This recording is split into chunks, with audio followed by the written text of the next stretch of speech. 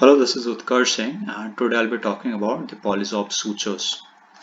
So we'll start with the introduction first. The Polysorb sutures are the absorbable braided sutures, which are a product of Covidien, a company acquired by Medtronic in the year 2015. Now the composition includes 93% of polyglycolic acid and 7% of polylactic acid.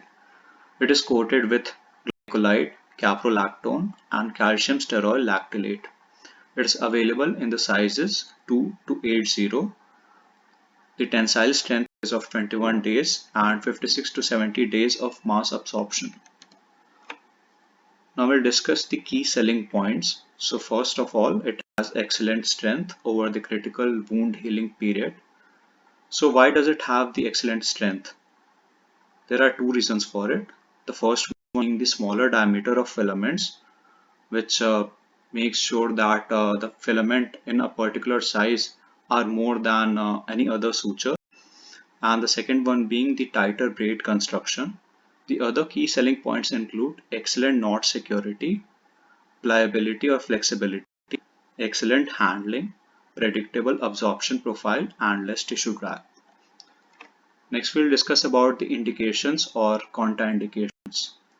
So the surgeries where this suture can be used include the general, plastic, urological, ophthalmic, orthopedic, obstetrics, and gynecologic.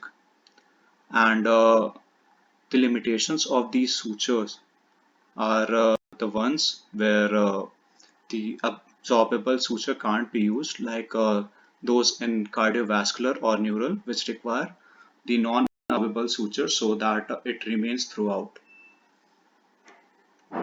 Next, we'll discuss about the tensile strength. So the out-of-packet tensile strength is 140% of the USP or EP. USP means the United States of Pharmacopoeia, and EP means the European Pharmacopoeia. Now the tensile strength after 2 weeks is the 80% of the out-of-packet tensile strength, and after 3 weeks it is 30% of the tensile strength out of packet.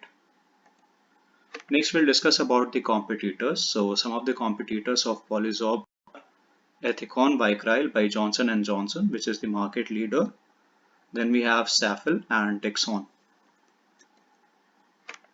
Here we'll discuss about the comparison between Vicryl and Polysorb.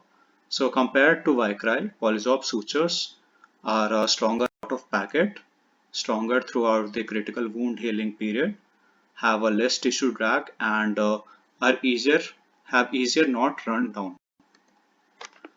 Now in this graph, we are comparing the tensile strengths of the three sutures, namely Polysorb, Vicryl, and Catgut for the whole period of 3 weeks, the critical wound healing period.